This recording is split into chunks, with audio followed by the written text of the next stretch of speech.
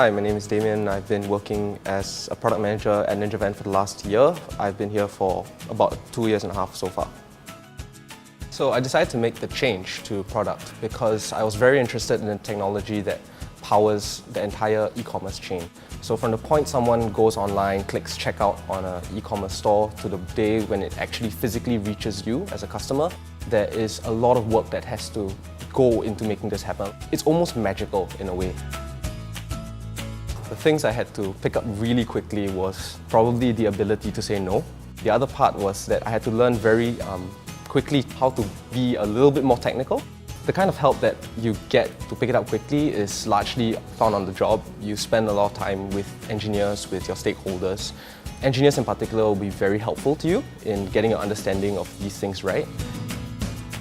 What I studied in school was environment design, which has very little relevance today to software engineering.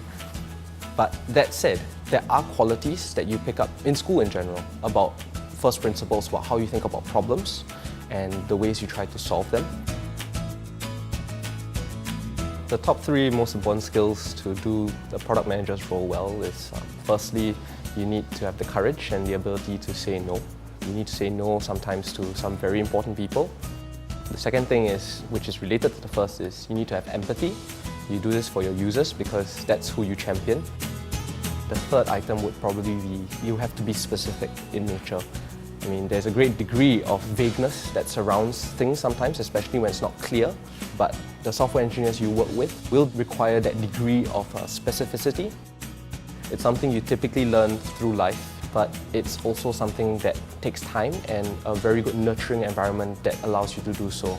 With respect to specificity of information, you can pick up courses online, I'm sure. That's how some of us learned.